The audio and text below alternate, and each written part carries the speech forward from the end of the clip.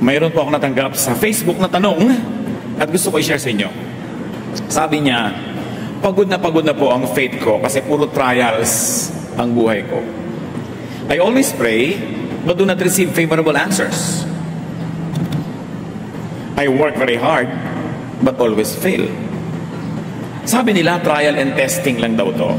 Mag-submit lang daw ako sa God's will. Eh talaga pong nagsasawa na ako sa trial at pagtityaga sa God's will. Bakit po ayaw mo kong sagutin at bigyan ng success ng Diyos? Nakakadisillusion na ang faith na to. Sabi niya. Nalungkot ako sa natanggap kong mensaheng ito at hindi ito una o huling beses ko natanggap yung ganitong tema. Marami talagang nagtatampo pa sa Diyos. Dahil sinisisi nila ang Diyos, namatay ang nanay nila, may cancer sila, nakunan siya, hindi natuloy ang kasal, etc. etc. Ang ating pag-aaral ngayon, kalooban ba talaga ng Diyos ang paghihirap mo? Talaga bang inassign ka ng Diyos na magdusa at kagustuhan ng Diyos ang nangyayari sa iyo ngayon? Ama, salamat dahil kayo'y kaliwanagan at ngayon yung liwanag na yan ang aming hinahanap. Paliwanagin yung aming isip nang maunawaan namin ang hiwaga ng mga nagaganap sa aming buhay at mailagay namin sa lugar ang aming mga expectation, maging ang aming mga reaction sa nagaganap sa paligid. Teach us. Forgive us our sins. Give us a clean slate on which you will write your truth. Forgive us our shortcomings. Punuan niyo po ang aming mga kakulangan at ngayon, bigyan niyo kami ng liwanag. Kayo ang siyang mangusap, tinig niyo lamang ang siyang manaig. At nawa, Panginoon, pagalingin niyo ang mga damdamin, ang mga karamdaman ng aming puso at palakasin ang aming pananalig. Inaalay namin sa iyong oras na ito ang aming atensyon. Teach us. Akayin niyo po kami. Sa ngalan ng iyong anak na si Jesus, nananalangin kaming umaasa na tatanggapin ang aming hinihiling. Ano po ba ang pinagmumulan ng dismaya sa God's will? Bakit maraming nawawala ng gana, nadidisillusion? Una, maling katuruan. Maling paniniwala na personal na sinasadya ng Diyos ang kaliit-liitang nangyayari sa buhay ng tao. Yung bang sabing, sinadyang gawin sa iyo ng Diyos yan. Ini-assign ka na lagi nilang mabigo sa pag-ibig. Pinag-iinitan ka ng Diyos, dinadabukan ka ng langit, dinadaganan ka ng mga anghel. Ito isang pag-aakalang bawat nagaganap sa buhay ay ikinakda ng Diyos. Naka-assign po ba ako maging old maid? Talaga bang nakatalaga akong lagi na lang malugi, mabigo? Yung bang pag-aakalang bawat hindi nagaganap sa buhay mo ay ipinagkakait ng Diyos? Bakit ayaw ako ng Diyos magtagumpay? Ba't ayaw niya akong pumasa sa board? Pag inakala natin na lahat ng nangyayari ay ginagawa ng Diyos at hindi nangyayari ipinagkakait niya, nagiging tuloy God ang dapat sisihin. Yan ang attitude ng maraming tao. Walang katwiran ang paniniwalang ito. Labag ito sa matuwid na karunungan.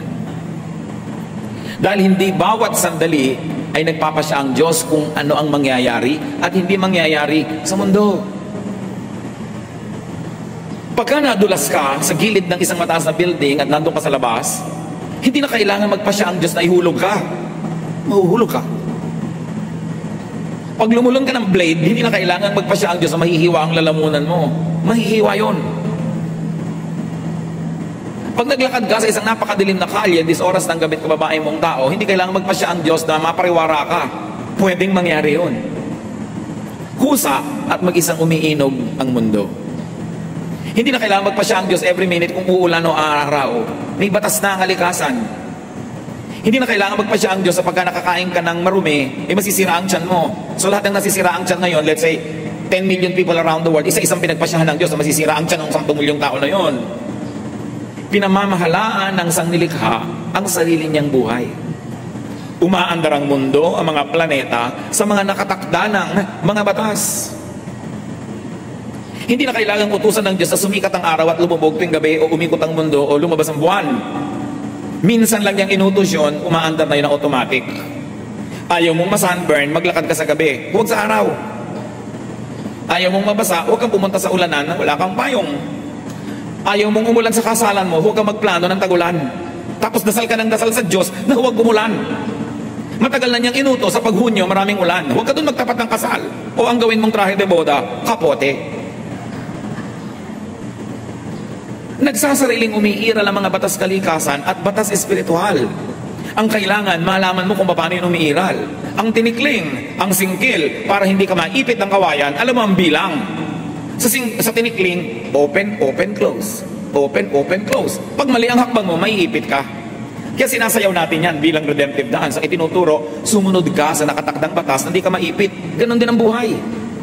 Mali ang timing ng pasok mo, mamamaga talaga, mga bukong-bukong mo kaiipit. Pero yung tama ang pasok, hindi siya maiipit. Minsan lang sa panahon ng paglikha ng ipinwesto at pairalin panghabang panahon ang mga batas na ito ng buhay. Hindi na yan iniiba-iba pa.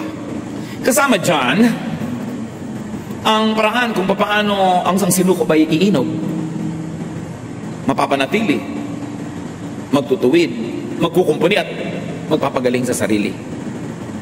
So matagal ang inutos na pagka inubos mo ang mga ahas, dadami ang palakak. So may balance dapat ang nature. Iniutos na sa kalikasan na pag inubos ang puno, walang ugat na hahawak sa mga lupa, guguho ito pag umulan. So, nakatira ka sa gilid ng bundok na kalbo, huwag kang magdasal na huwag kang matabunan ng landslide. Either mag-reforest ka o huwag ka dun tumira. Dasal ka ng dasal, pastor ka pa naman, tapos natabunan ka, tapos mo, Diyos ko, bakit po yung pastor natabunan? Nakatakda na, naguguho yung lupa pag nalusaw sa ulan. Bilang isang pastor o Kristiyano, ang number 1 mong duty, sundin ang batas ng kalikasan at huwag kang humingi ng exemption. Kaya iba nagdi-dissolution. Bakit po yung tiyo kong pastor magbimisyon, lumubog sa dagat? Tag-ulan, malakas ang alon, nung tumawid siya, malakas talaga ang chances na lumubog siya kahit pa siya ang pinakabanal na tao sa balat ng lupa. There are laws of physics, mathematics, chemistry, laws of energy, gravity, ecology, biology, astronomy, etc. Nakapwesto ang mga pamamaraan. Jeremias 33:25. Ngunit sinabi ko naman, itinakda ko ang araw at gabi at tiyak na kaayusan sa langit at lupa. Nakatakda. Nakita nyo yung Apollo 11 nakapag-landing sa buwan? Ang Earth umiikot, ang buwan umiikot, parehong gumagalaw sila. Umalis sa Earth yung sasakyan, naglanding sa buwan, tamang-tama, kasi may batas na kung anong speed ng lakad ng Earth, ang lakad ng Moon, at meron ding batas yung speed ng sasakyan nila, kailangan tama ang count para ka makaswak at makarating. Because creation is automatic. Hindi ka nag-aral, may board exam, dasal ka ng dasal na pumasa ka. Ang tawag doon, pag nangyari, himala. At alam nyo kung anong himala? When you think you're so special that you ask God to break His rules and to break natural law to exempt you from the natural consequence of your deeds. Hindi ka matutulong magdamag, tapasok ka sa trabaho, Diyos ko, palakasin mo po ang aking isip, huwag po akong antukin, humihingi ka ng himala. Ang himala, pamisa-misa lang hinihingi dapat. Because you ask God to suspend the laws of nature just for you.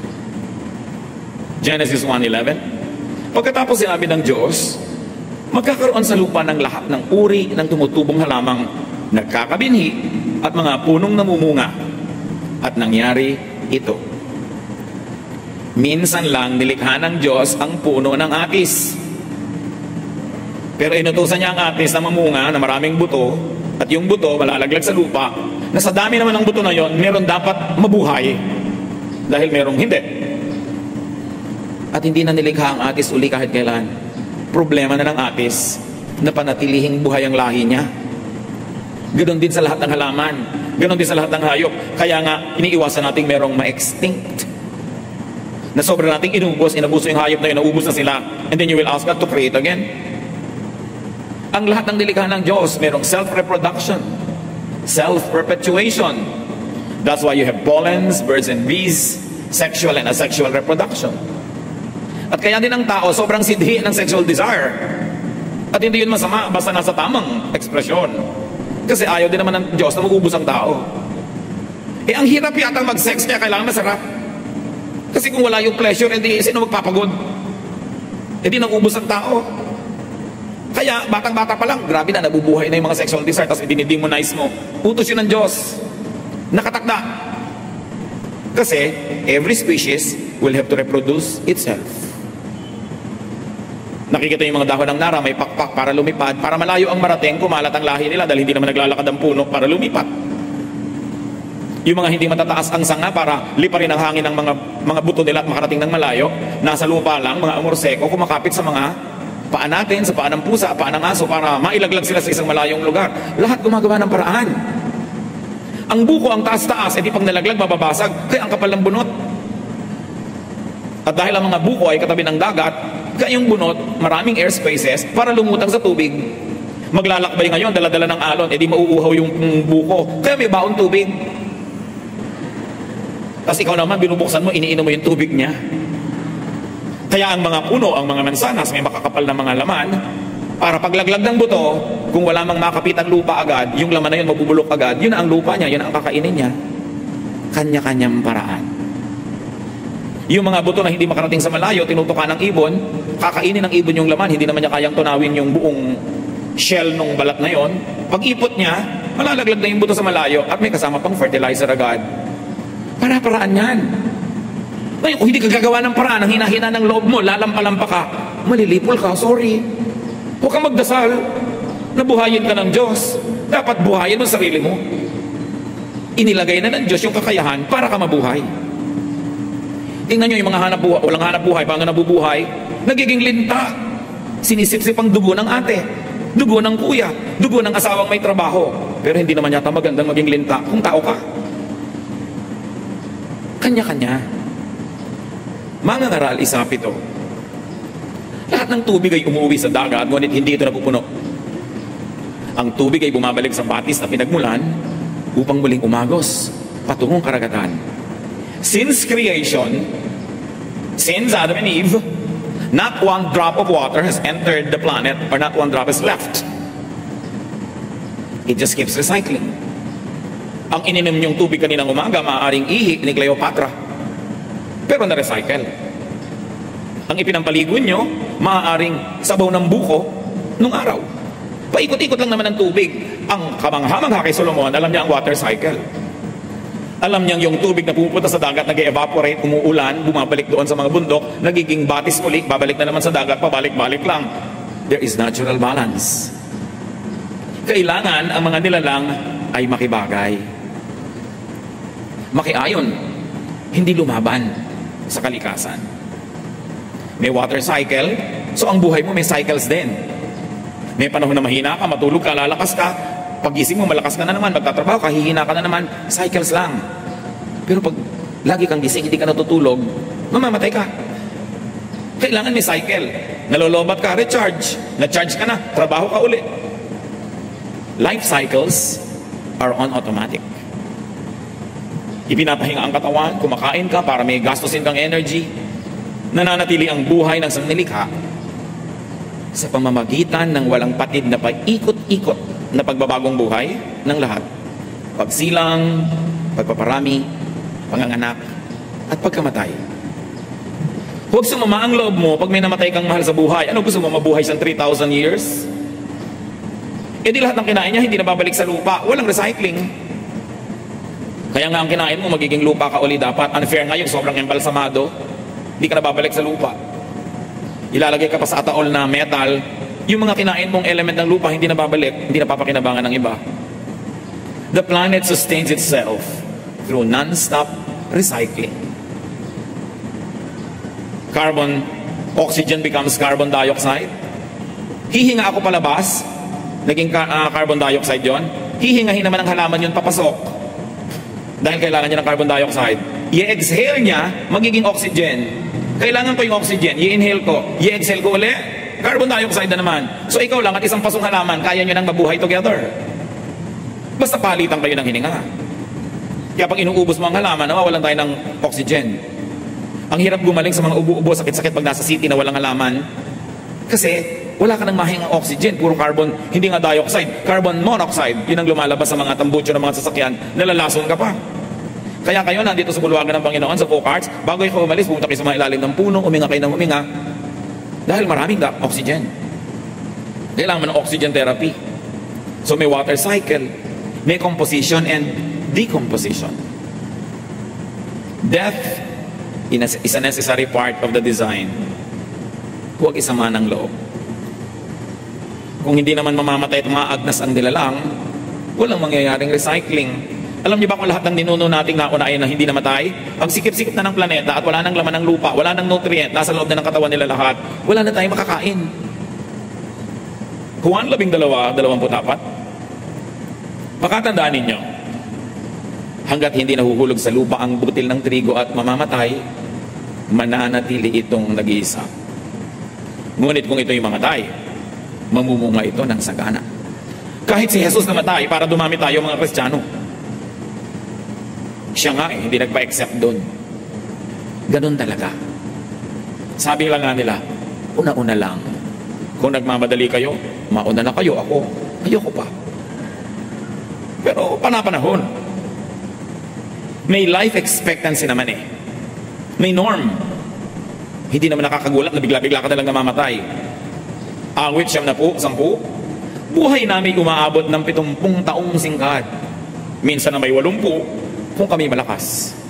So niya, ang tunay na buhay, mga 70 taon yan. So kung 70 ka na, pwede na. Buo na ang buhay. Ano pang gusto mong gawin after 70? Pero kung malakas ka, umaabot ka pa ng 80. Meron pa nga 94. Hindi makalabas ang bahay dahil ayaw payagan ng parents. Dahil talagang mahahaba ang buhay nila. Pero meron naman 10 pa lang, meron 2. Kasi hindi malakas. Siguro nagkasakit, na-infect. O nung nagbubuntis yung ina, hindi nakakain ng mga tama, na-stress, nalaglag ang bata. Pero dapat ang normally, ang kalooban ng Panginoon, 70 taon. May bonus na 10 kung malakas ka. Pero again, all the laws of nature, all the laws of cycling and recycling will apply in your life. Kaya sometimes 15 pa lang namamatay. Paano? Humina pala ng humina yung genetic pool nila dahil sa health and dietary habits ng mga ninuno. Paano? Napaka-dangerous pala ng trabaho niya, kaya 21 pa lang namatay dahil nasagasaan ng tren. So iba-iba. Pero meron kang dapat asahan at may kaayusan na kung makikisali ka doon, pati ang mga mahal mo sa buhay at mga sangkot sa buhay mo ay makikisali doon, hahaba ang buhay mo. Ito naman ay kung susunod ka sa alituntunin ng buhay. Para ka mabuhay normally, sundin ang batas. Gabi na, kaya mo naman, wala kang trabaho o tungkulin, matulog. Sinabi ng kahanang sigarilyo, cigarette smoking is dangerous to your health. Don't smoke. Yun ang nagtitinda ang nagsabing delikado yung tinda niyan. Tigas-tigas pa rin ulo mo. Sinabi na huwag kumain ng mga pagkain na may food color, additives, carcinogens, sige ka pa rin. Diabetic ka na nga, hindi mo pumapigil ang kakakain mo na matamis. Mamaalam ka na sa buhay. Kasi actually, yun ang ginagawa mo. So alamin ang patakaran ng buhay. Rules of physics, of gravity, of chemistry. Physical laws pa lang yan. Meron pang spiritual laws. At hindi natin topic ngayon yung spiritual laws. Pero ang mahalaga lang mga kapatid, don't get in the way of nature. Nature says, pag hindi ka nag-aral, wala kang isasagot sa exam, huwag ka magtampo sa Diyos kung bumagsak ka. Nature says, na kahit nag-aral ka, hindi naman lahat ng itinanong mo, yun ang isasagot. Hindi lahat ng inaral mo, yun ang itatanong. So, tsambahan. Huwag ka rin magtampo. Huwag kang bumalandra sa kidlat, sa buhawi, o sa rumaragas ng agos. Talo ka. Matuto kang kumanlong pag malakas ang kalaban. Huwag kang magpakalat-kalat sa deadly bacterial or viral infection. Huwag kang makipaglaro sa mga intestinal worms and diseases. Kain ka ng kain ng street food na hindi ka tiyak kung ligtas. Kaka-hepatitis ka. Kain ka ng kain ng isaw. Nakakain may mga hilaw na mga itlog na mga bulate. So pag nagkabulate ka, huwag kang magdamdam. Huwag kang bumalanda sa gutom na buhaya o leon o pating. Ano mangyayari sa'yo pag hindi mo ginalag yung mga yan? Magiging host ka sa kanilang life cycle. Hihititin nilang yung lakas. You would be reduced to being a snack of some crocodile. Kasi gusto at kailangan din nilang mabuhay. Walang personalan. Gutom ang buhaya, pakalat-kalat ka, naging merienda ka. Walang personalan. Walang magagalit sa Creator. Nakatakda lahat yun. Ang sawa, alam nyo ba na ang ngipin ng sawa, ang direksyon ng ngipin ng sawa, papasok. Papasok sa lalamunan niya, hindi palabas. Kasi habang nilululon ka niya, at pumilit mong lumabas, doon ka lang matutusok. So para huwag kang masaktan lumabas, susuot ka na lang susuot sa loob, hanggang madigest ka na niya. Pati ang ngipin niya, nakapwesto para siya manalo. So huwag kang kumalat doon. Nag-aalaga ka ng sawa sa bahay, katulad na papanood mo kuminsan sa TV. Tapos magtataka ka kami sa inyong anak mo na wala. Tapos pagdating mo yung sawa nagtututpik. Tapos magagalit ka sa Diyos, wala ka sa lugar. Ano mang nagaganap ayon sa batas ng kalikasan ay maituturing din kalooban ng Diyos. Kahit hindi nakabuti sa iyo. Kasi nakabuti naman sila yon. Nagka-dengue ka, nakabuti sa lamok. Dahil yun ang gusto niya, ilagay sa iyo yung dengue niya. Alam niyo ba na yung mga bulutong, kung kailan gumagaling yan at saka yan nakakahawa, para malinlang tayo na lumapit sa may bulutong, tapos lilipat sa iyo. Kasi gumagaling na siya, buhay pa yung mga bulutong na yan, saan siya lilipat? Tapos na yung cycle niya doon sa tao na yon, hahanap siya na ibang lilipatan. Ikaw, pakalat-kalat ka kasi. So God's will po ba? Nung nakain ng buhaya, yung godly missionary? I can say yes. Law of nature. He got in the way of the crocodile. He was on a river, talo siya doon. Siguro kung sa basketball court, may laban siya. Pero nasa tubig. And then there was nobody who was stronger than the crocodile to rescue him at that moment. Time and chance, nakain siya. God's will po ba na nakain ng buhaya kahit godly siya? Specifically, intentionally, personally, na sinabi ng Diyos, itong godly missionary na ito, itatakda kong maging almusal siya ng buhaya dun sa Palawan, sa ganong araw. Papupuntahin ko siya dun. I don't think so. But time and chance happens to all. Pinlano ba ng Diyos na ilagay ka dun para makain ka? No. Pero nagkalakip-lakip ang lahat ng law of nature, will mo, events around you, nalagay ka sa lugar na yon, nag-cruise ang landas niya ng buhayang ito, natalo ka. So, masasabing God's will because it is permitted by all the laws created by God long ago, even before you were born. When someone drowns, God's will po ba? Katulad doon, may isang batang-bata nalunod sa swimming pool during PE class. Can you imagine that? PE class, may teacher, may mga classmates sa swimming pool ng school, nalunod pa si bata. So ang tanong ng magulang, God's will po ba yun? Well, ang tubig nakakalunod. So nalunod yung bata, in that way, it's God's will kasi nakakalunod ang tubig. Pero kung yung bata ay nasa gitna ng lifeguard, hindi siya malulunod. Kaya lang yung lifeguard hindi nakatingin. Ang mga classmates hindi siya napansin. Naglakip-lakip, plus in-enroll mo siya dyan sa school na may swimming pool. Diba? Kung in-enroll mo siya sa school na walang swimming pool, hindi siguro siya malulunod doon. Kung ang PE lang Chinese kick o sungka, hindi siya malulunod. So lahat yan nagdugtong-dugtong. So huwag masisihin ng Diyos. Ang daming nagsang-ayunan na laws of nature, human will, circumstance, para yan maganap. But it is not God's active will. If active will means, pinlano ng Diyos na lunurin ang anak mo sa swimming pool. Hindi niya gagawin yun. Kaya lang, hindi naghimala ang Diyos. Kasi may law of nature. Mabigat yung bata. Yung buoyancy niya, hindi na kaya ng tubig. Lumubog siya, walang naging himala. Nature took its course. And 99.99% of the time, nature takes its course. Walang himala. At hindi kasalanan ng Diyos na hindi siya maghimala. Kataka-taka nga pag naghihimala siya. Why God will break His own laws? It is simply God's passive and permissive will. The laws of His creation allows it to happen. Will po ba ng Diyos ang mapangasawa ko, drug addict? Nanliligaw pa lang sa'yo, adik-adik na. Hinihulog-hulog mo yung loob mo. Nakipag-date ka, napangasawa mo, tapos itatanong mo kung will of God? Will mo yon, kaya lang pinayagan ng natural law. So it happened. Indirectly, it is the will of God. But directly, no. God did not decide na ang mapapangasawa mo yung addict na yun. Ang laki-laki ng factor mo. Ang nagaganap ay bunga ng masalimuot na talastasan ng mga batas kalikasan, sariling gawa ng tao, mga likas na kaganapan, at pag-iral ng mga batas espiritual. Nagsasama-sama yon para ang isang bagay ay maganap. Mangangaral walo-walo, kung paanong di ba pipigil ng tao ang hangin, gayon din hindi niya mapipigil ang pagdating ng kamatayan. May mga hindi napipigil, pero merong napipigil at may nade-delay. Pero kamatayan, usually nade-delay mo yan. Kung naaalagaan mo yung sarili, nakakabili ka ng gamot, naiiwas ka sa mga further complications, may laban ka ng konti. Pero kahit nga mga pharaoh sa Egypt, mga emperor sa Roma, mga presidente ng mga bansa, namamatay. Hindi talaga siya naiiwasan, so tanggapin. Huwag magtampo. Bakit po kaya lagi nalang kong bigo sa pag-ibig? Bakit ako ginaganito ng Diyos? Pero pag sinuri niya ang kanyang sarili, lagi naman pala siyang na-attract sa butangero. Lagi palang na-attract siya sa may mga bigote, na mga ganito at ganon. Bakit po kaya ako laging nalulugi sa negosyo? Yung pala pautang siya ng pautang. na hindi naman niya binibigyan ng credit investigation o background yung papautangin niya? Bakit po kaya ako inaapin ng mga kamag-anak ko, lagi na lang ako hinihingan? Papalabigay ka kasi, hindi ka tumatanggi. Meron ka dyang role. God's will allows drowning to happen, but God will not cause you to drown. Factoring free will, cause and effect, gravity and other laws of physics, it is possible for you to drown, but it is also possible for you not to drown. God's will also allows drowning to be prevented. Like, nahulog ka sa tubig, marunong ka naman palang lumangoy, o di na-prevent. Humans make decisions, but the law of ignorance and mistakes, also part of creation, could take effect and lead to disaster. In fact, your disaster could be the bacteria's opportunity. Your death could be the lion's meal.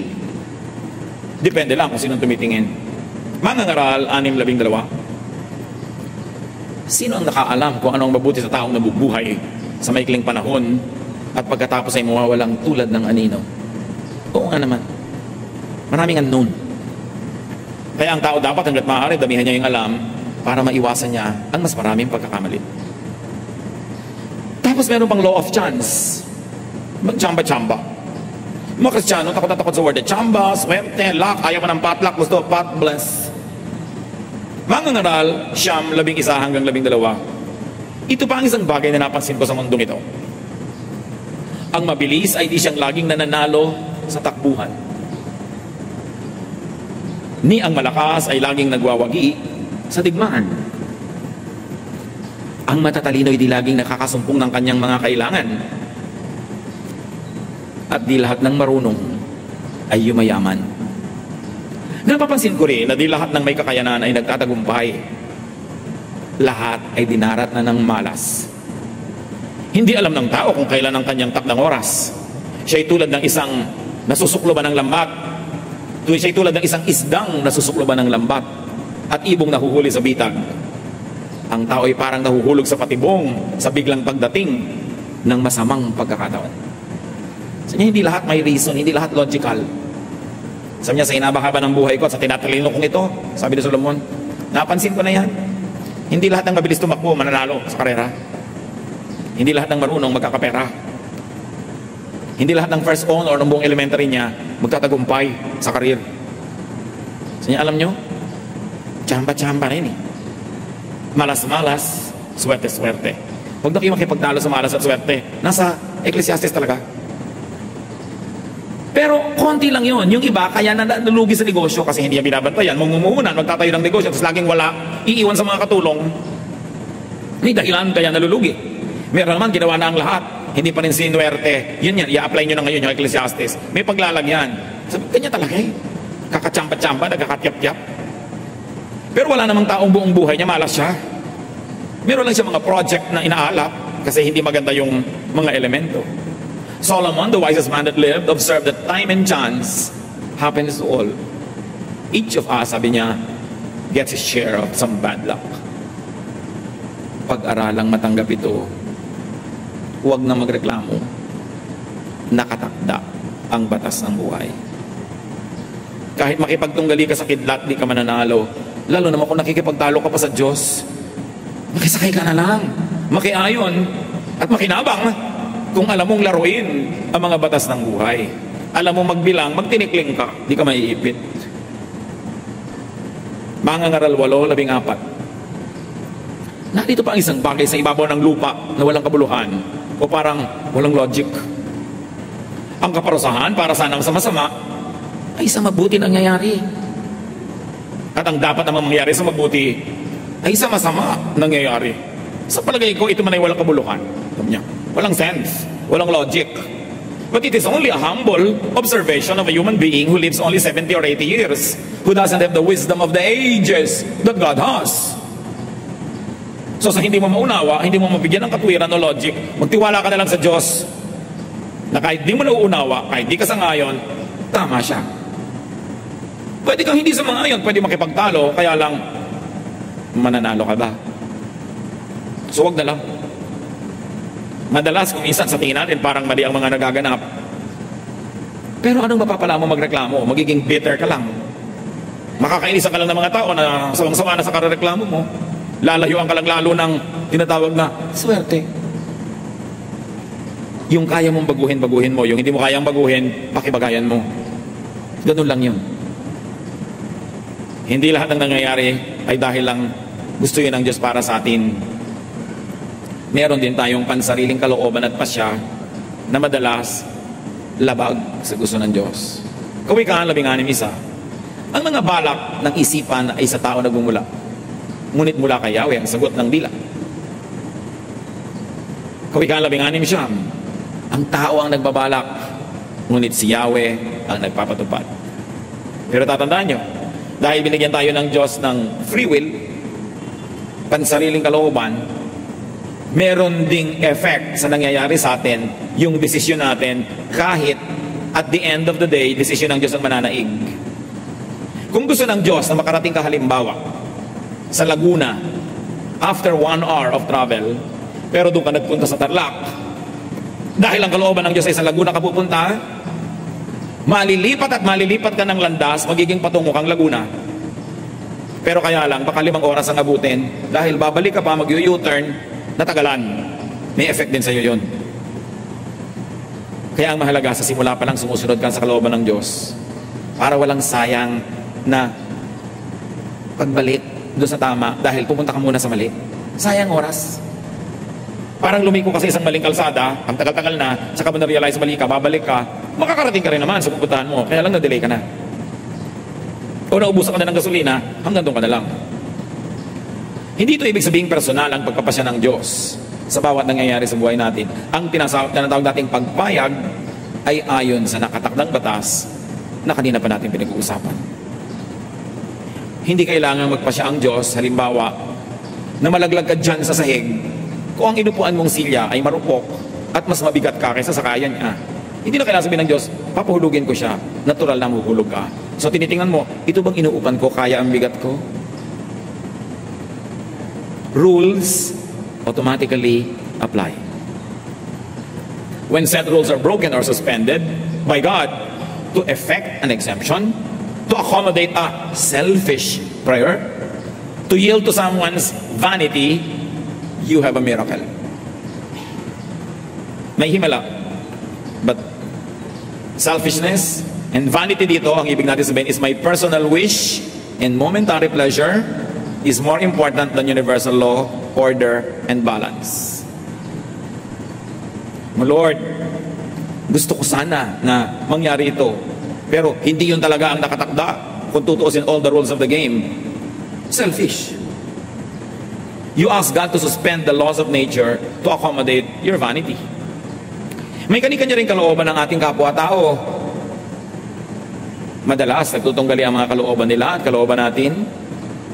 Para tayo mga bola sa billiard table, nagbabangga-banggaan, balak mong pumunta doon sa lugar na yun, pero bilangga ka ng ibang bola, ng ibang direction mo. Kasama yun.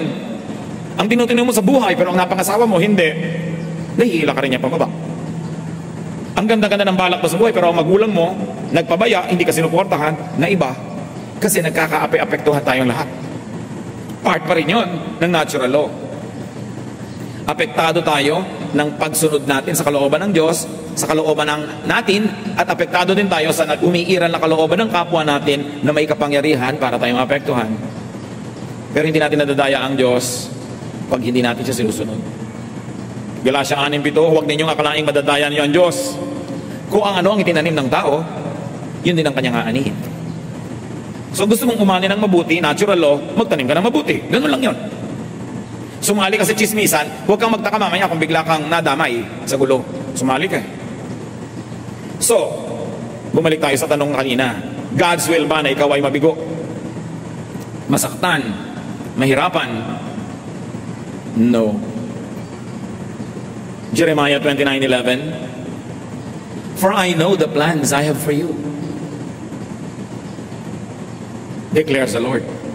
Plans to prosper you and not to harm you. Plans to give you hope and a future. Yun ang God's perfect will. Pero nangyayari yun kung yung will niya lagi ang nasusunod every detail of the way. His will expressed in His word, His will expressed in moral law, and His will expressed by natural law, plus your will yielding to that will, and the will of people who affect you yielding to that will, mangyayari yun. Madalas yun nabibigo dahil somewhere along the way, somebody does not obey God. God's will is everything permissible to happen within the life systems God designed, including inputs from nature, other living beings, design of each creature, including capacities, gifts, tendencies, natural desires, and reactions due to genetic dictation. Verbatim ko yan inilagay sa notes nyo dahil yan ang isinagot ko doon sa Facebook sa tanong. Further, God's will is whatever could be achieved employing human personal will, which God created and allowed to make choices. Reviewin nyo na lang mamaya kung nosebleed. Diba? God's will is anything that could result from the interactions of all these elements of life. The possibilities of God's will are nearly infinite as God Himself. While it is possible for the divine to make specific calls to some specific creatures for some specific purpose at specific time frames, that kind of imposed God's will is not typical and definitely not the rule for all. Except for the above, there could be not one specific destiny for anyone. Like one specific pre-chosen life partner that you have to meet serendipitously, that one suffering or happiness is God's specific will for a person. That would make us just glorified robots. We act and react to and with the rest of creation. So malawak, maraming posible. Everything in creation also acts, reacts, and interacts with everything else. Any and every fruit of such life exchanges, their combinations, sums, derivatives, compounds, mixing, remixing, etc. are all God's will.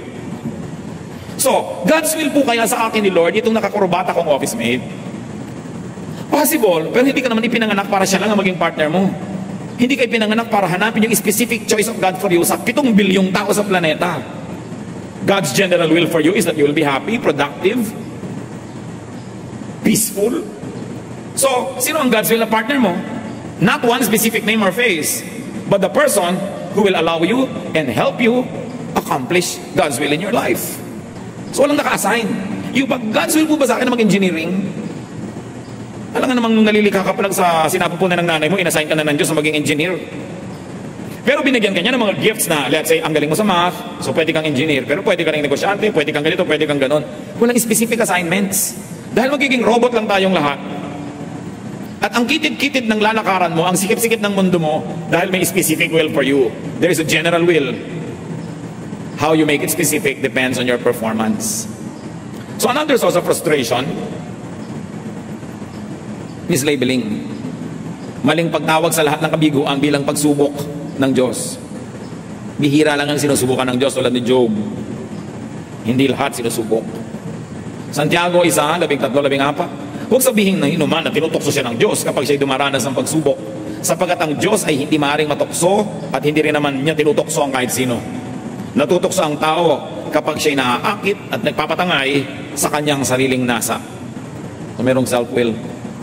Kadalasan ang kabiguan, hirap, sakit ay bunga lang ng paglalakip-lakip ng mga batas ng kalikasan, kalooban, palad, tsamba, tiyan, sabi ni Solomon, lahat yon nasa palayok. Hindi mo alam pagsandok mo kung alin ang sasama. So how to cope with life? How to harmonize and get the most out of God's will? Do your best. You want to minimize the possibility of a failure, do your best. Pray and hope for the best results. Accept the result. Keep trying if not satisfied, or learn to be contented and happy. These are the choices. Unang Timoteo 6:6-7. Kung sa bagay, malaki nga ang napapakinabang sa relihiyon kung ang tao ay marunong masyahan. Wala tayong dalang anuman sa sanlibutan at wala rin tayong madadalang anuman pag alis dito. So sino man ay walang karapatang sumama ang loob sa Diyos dahil wala ka namang dala. Lahat ng ating dinatangkilik, bigay lang. Kung yung specific gusto mo, hindi nabigay, hindi sinadya ng Diyos na hindi ibigay. Reviewin yung buong mensahe. Nandun ang isa sa mga dahilan kung ba't hindi nangyari ang gusto mo. Do not charge against God or religion the frustrations of daily life. Kaya naman kuminsan, sa Diyos nagtatampo o sa church nagtatampo ang mga nabibigo kasi mali din ang pangako ng iba. Sasabihin ng iba, ano pag lumapit ka sa Diyos, lahat ng gusto mo matutupad, tatahimik ang buhay mo, etc., etc., sasagana ka. Maling pangako yun. Marami tuloy na naiinis at nagtatampo. The inevitable result would only be frustration with God and disillusion with faith. That's unfair to God, to truth, and to ourselves. Magtatampo ka sa Diyos, it's unfair to you kasi ikaw ang loser. Religion is not a dispenser of cookies and candies. She is a teacher of obedience to divine laws. Nag-church ka, lumalapit ka sa Diyos, nagba-Bible study ka, hindi para sa mga gantimpala na inaasahan mo at magtatampo ka pag hindi mo nakamit. Lumalapit ka sa Diyos para maturuan ka kung paano magiging masunurin, hindi para humingi ng humingi ng humingi. Religion is not a dispenser of favors. True religion is a stern teacher of obedience to divine laws. Yun ang dapat hinahanap mo sa tunay na pananalig at pananampalataya. Paano ka magiging makadiyos, hindi paano ka tatanggap nito at noon at magtatampo kang parang bata pag di mo natanggap. Do not, as some spoiled or selfish brat, or as a deserving recipient, approach the divine, but approach God as humble, obedient, supplicant, and penitent. Feeling bad about God or getting angry at God would only worsen your situation. God's will for you is this. Jeremias 29:11, sapagkat batid kong lubos ang mga plano ko para sa inyo, mga planong hindi ninyo ikasasama, kundi para sa inyong ikabubuti. Ito yung mga planong magdudulot sa inyo ng kinabukasan punong-puno ng pag-asa.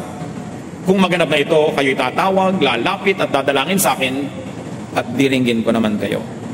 Yun ang God's will for you. God's perfect will. But God's permissive will allow you to fail if you don't play it by the rules. May pag-asa kahit sa ngayon ay parang pinagkakaisahan ka ng langit. Hindi yun totoo. Feeling mo lang yun.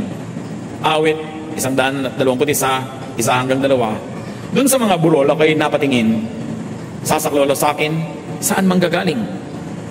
Ang hangad ko'y tulong kay Yahweh magmumula sa Diyos na lumikha ng langit at lupa. Now, that is one great divine law that God helps us. Kalooban ba ng Diyos ang paghihirap mo? Yes and no. Depende kung paano mo titingnan. Pero meron kang kapangyarihan na baguhin yan dahil ang tunay na gusto ng Diyos para sa iyo ay yung mabuti. Ama sa langit, salamat sapagkat maganda ang layunin niyo para sa amin. Tulad ng mga magulang na maganda ang plano para sa mga anak, pero ang mga anak ay dapat mag-cooperate. Dapat sumunod. Dapat tulungan ang mga sarili nila. Ituro mo sa amin ito, Panginoon, at kung meron sa amin mga nagtatampo, nagagalit sa inyo, patawarin niyo po kami. Papagliwanagin ang kadimla ng aming isip. Palayain kami sa kasinungalingan na meron kaming dapat ipagtampo. Teach us, Lord, to observe all the laws that you have set before even we were born, so we can get the most out of life and we can give you pleasure. Pagbulay-bulayan sumandali ng katahimikan ang kahulugan ng lahat ng ito sa ating personal na buhay.